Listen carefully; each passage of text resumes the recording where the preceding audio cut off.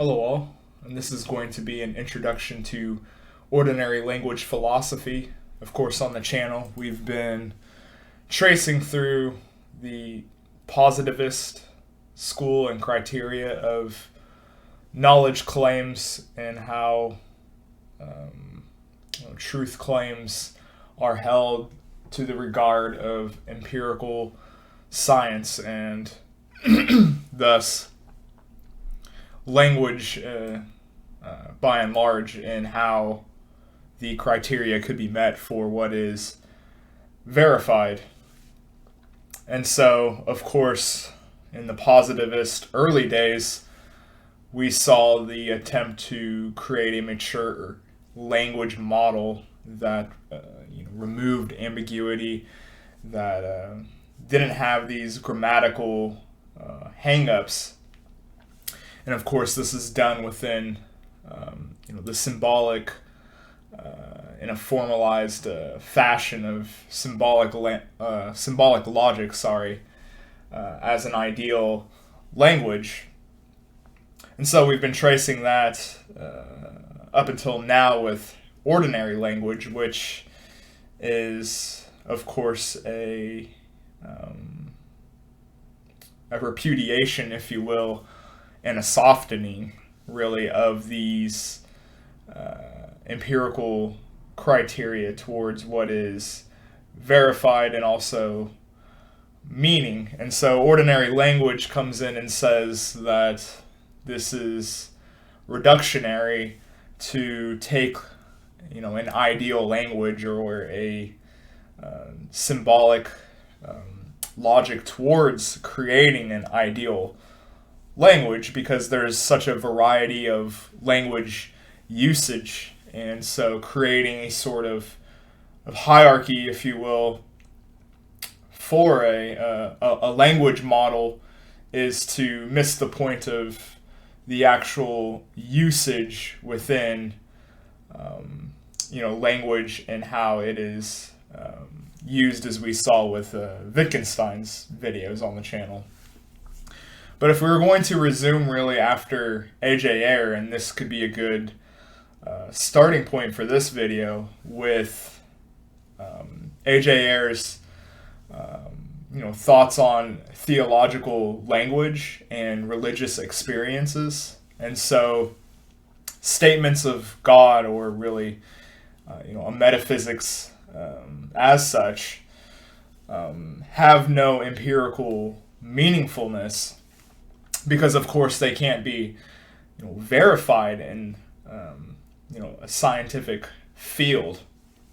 And so God for Ayer is of course metaphysical in nature, and thus not sense perceived or perceived within the senses, and therefore it is meaningless because it doesn't meet this criteria of what is empirically meaningful.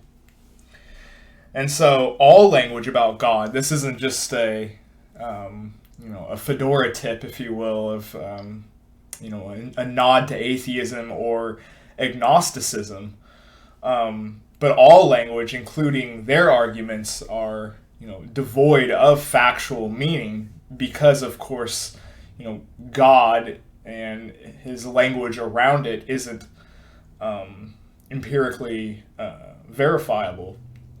And so propositions and as such language about God have no meaning. And so Ayer takes it as, well, since religious experience and the criteria of empirical sciences have a different approach to these things, then there's no animosity to be had, because science is about verifiability, and religious experience and language about God isn't into the criteria of evidence. And as such, we see with religious experience treated as psychological states, empirically described, but nonetheless they don't actually have a reference towards God. And so in both examples for Ayer, this is considered non-meaningful or nonsense perceived. Now, if we were going to use that argument and look at some of these different viewpoints here, we would look at the gardener old parable of the invisible work that the gardener does when no other workers are able to see in this field. And there's no way to empirically verify that this gardener is doing this work, but nonetheless, things are nonetheless observed, but there's nothing that actually ties it towards any sort of empirically verified object or causality, if you will. And so this becomes analogous to God's care and love and the activity of having faith, and nonetheless there is very much in the way of meaning for the workers observing the invisible gardener, as in the story. Incidentally, Hick actually questions about and looks into the evidence of the gardener, or in this case God's care and love, and how empirical propositions in the future could actually be verified, even though they can't be in this particular case. And that can kind of apply to the gardener who, or God's love and work, where you might not be able to verify it particularly at this case, but in the future could be verified. And that's just a little aside here with John Hick. But nonetheless, I wanted to consider as well how feelings fit into this, and the governance of behavioral states and intellectual explanation of those behavior states, and how one could be feeling about something that could be meaningful to them, and such is the case with someone who's paranoid about potentially being murdered. One could affect their life, of course, you would assume, as such, with how you would choose to go about thinking, or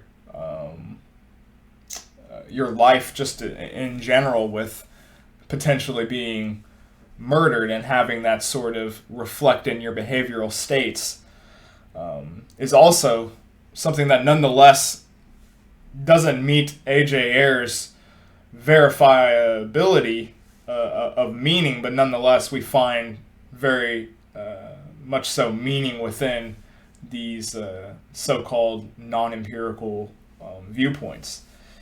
And if we're going to finish here with Basil Mitchell, with the stranger in occupied France, in this story,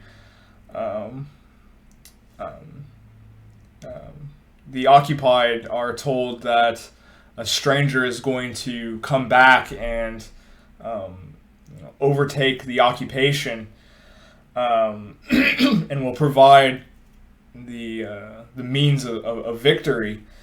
And so they choose to live their life around this belief that the stranger is going to come back and ensure victory. And so, as the analogy goes, of course, you would see with the Messiah and the return to earth, and how in religious experiences that can change how people find meaning within life. So in that example, it's the stranger coming back to occupied France.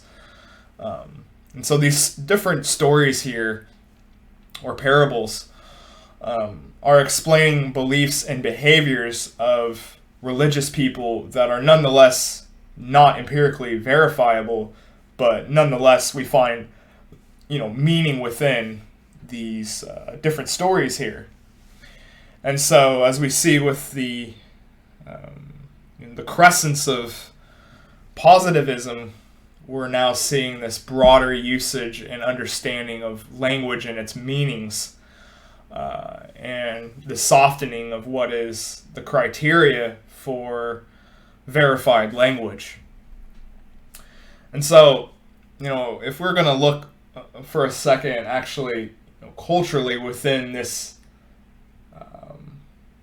maturation of a philosophical school here, I think I grew up sort of in the ending of this culture insofar of how, science and religious experience, I said this about the Kantian videos, all those almost 2 years ago now, but, the critique of pure reason really is a great display for Western science and its reconciliation of faith and the separation of the two, and how the relationship correlates with each other.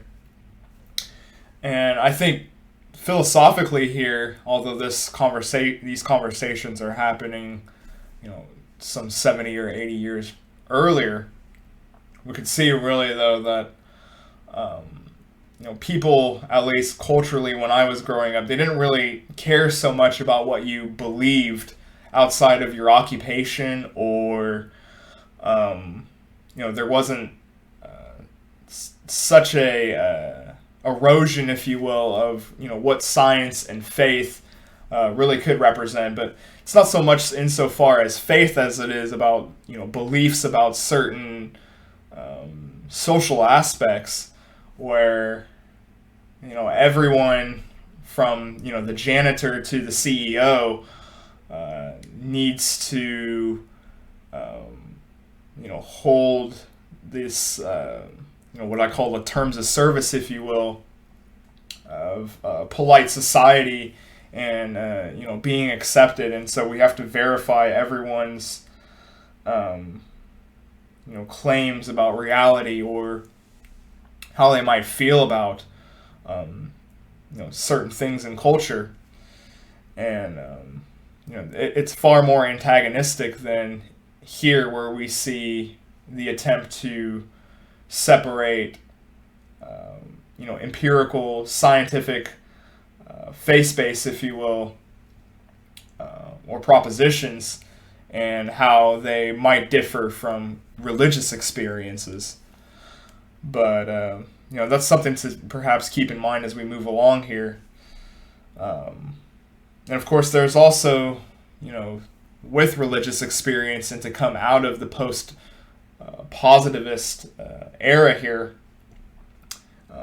the view of religion that sees a commitment towards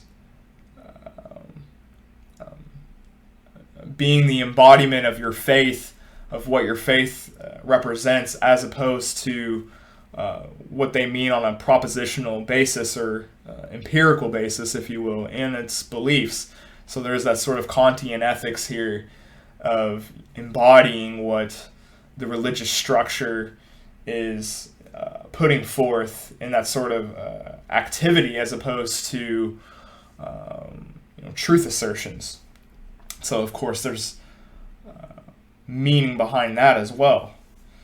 But if we're going to move on to Alistair McIntyre, and not in the virtue ethics that he's so famous for, I wanted to look at his idiosyncratic view of religious language. And so McIntyre takes, of course, the Wittgenstein insight of many plethora of language games and see religious language as its own distinct and thus differentiated game from the rest of them. And so, of course, it's not empirically verified, and therefore it doesn't need to meet the rational empirical basis that science looks to create. And so God language in a secular society, in a scientific faith-based society, is a dead language, and everything. There's a sort of hint of scientism, or at least the fearfulness of or concern of scientism here that you sort of see in Heidegger, of course, and how language about God in this empirical lens that transgresses over everything, and everything has to apply to this verification. Thus, God language is actually meaningless then, because of this change into a secular society. But if we're going to now look at how later Wittgenstein can be introduced here, and I would recommend, of course, looking at my full-length Wittgenstein videos that goes more into depth about his ideas and his journey from the Tractatus to the philosophical investigations. I wanted to look at, briefly, of course, how this complements ordinary language and its movement in history here. And so, of course, with the language games, there's various forms of human life that take language as a tool used in its functions for what the plethora of life forms that we observe, of course, in our day-to-day lives. And so, language similarly has many different usage for many different beings. And so the language games diversifies just as the functions of different objects, in his analogy of, like a toolkit of a hammer, of pliers, a saw, screws even. These, objects will have different games or different tasks towards, completing something that, has many different uses despite the fact that they are the same objects. And so the same could be saying for language and how it's used by different people in different place and time, despite, having the same objects at hand. And so sentences, of course, has commands, assertions, propositions in a multiplicity of its application. And so, of course, some don't always fit and thus don't always have a place in time and can be forgotten as other uses are brought up. And so problems then are created out of this abuse of language for Wittgenstein. And so philosophy isn't into the ballpark of producing novel theories, but it is to actually, reify, if you will, because language cannot have, a fully agreed upon usage. And so there will always be these sort of disagreements within the use of language at a place and time, comparatively. And so that's how he ends up with seeing philosophy as therapeutic more than an actual problem-solving application. But now I wanted to look at Gilbert Ryle for a second and how he sees categories as different language games and how this can confuse philosophy or thinking in general with how one word can have multiple categories to it or be involved in multiple language games, and thus this can create faulty disputes within philosophy. Take, for example, if you looked at baseball, which just started this week. Take a baseball stadium and the equipment that comes with it, with bats and gloves, hats, uniforms, and so these different objects have these different categories. But what of team spirit? And something like team spirit, of course, has no verification within what entails a baseball game. And so you can't quantify team spirit in these categories, so you have to create these different categories. And so this is, of course, the problem of material objects or sense data. Are you using the language of ordinary everyday experience, or are we talking about neuroscience and the states of mind? And so he does this with plenty of different philosophical debates here in the sort of linguistic hang-ups of science and religion, or mind and body, freedom and determination even. And so one of the answers actually is to take the complementary principle within science. And so same as how it applies within physics, there's complementary language games that could also be applied to religious language. For example, when you talk of light within science, there's a couple of metaphors that stand out with, are we talking about light waves coming from this light bulb here, or are they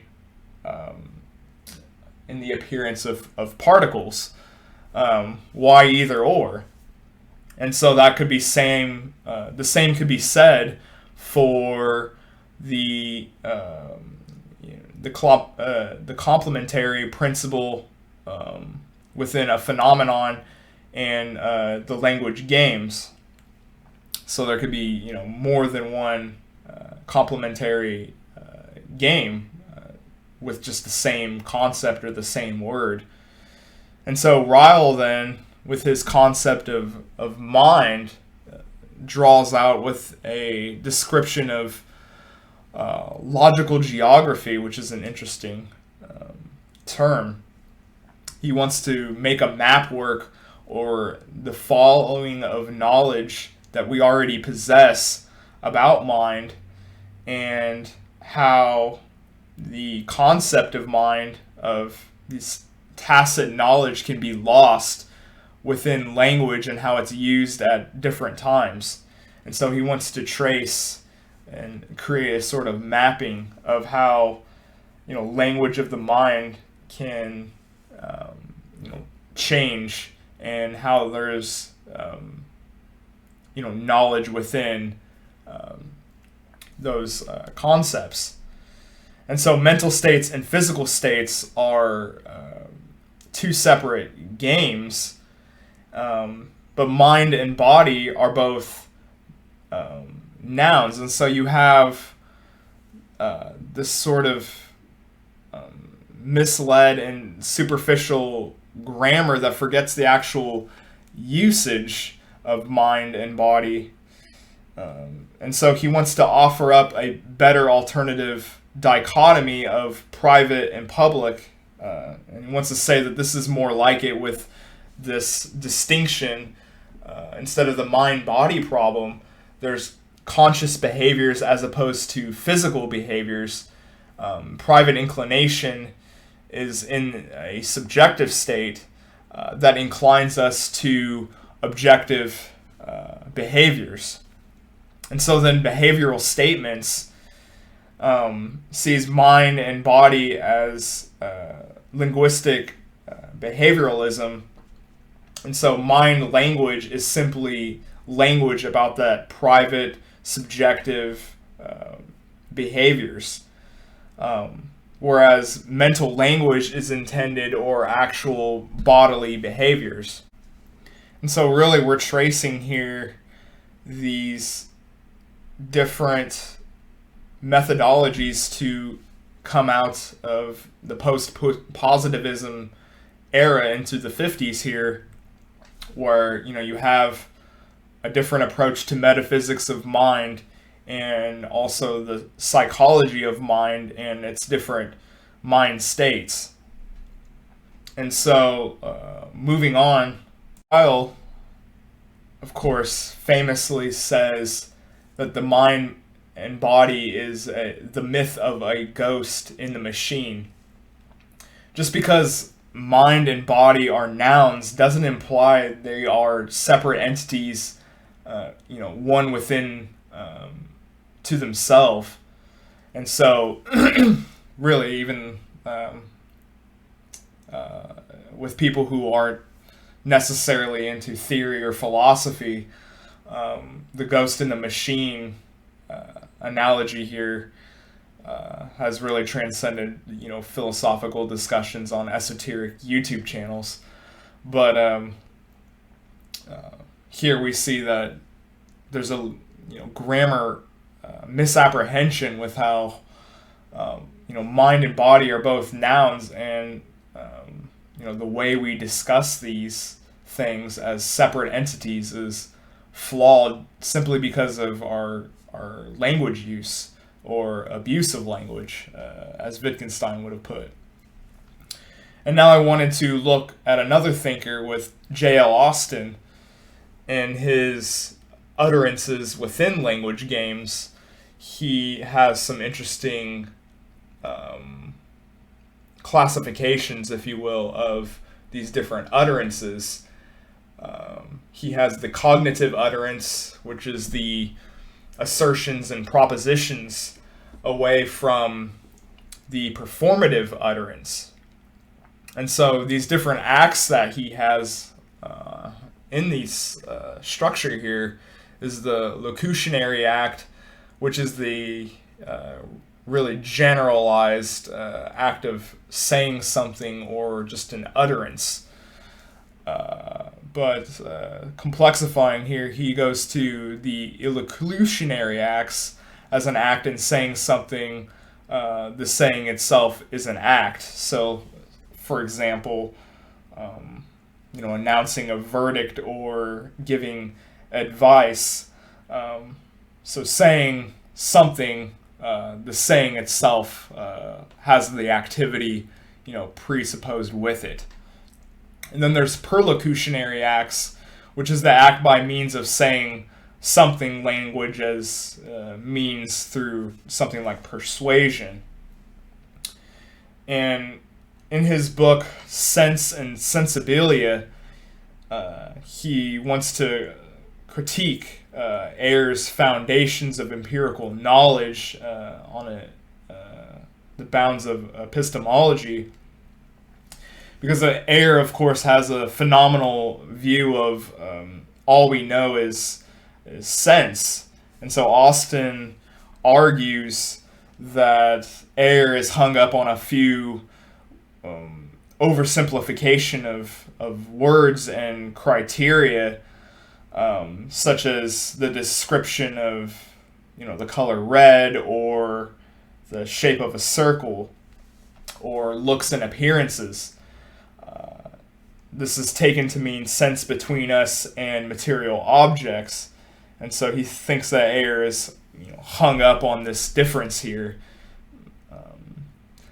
Our ordinary words are more subtle in its usage than the philosopher might realize, and so the facts of perception are more diverse and complicated than what we give credit to in our everyday lives. And so the two terms, sense data and material things, live by taking in each other what is the antithesis of the two with different things perceived. And so he sees this linguistic phenomenalist use of language, of sense perception reduced to language of sense data arguments hinges on translation of real into a reduction of sense language. And so he wants to hone in on that viewpoint that Ayer gives.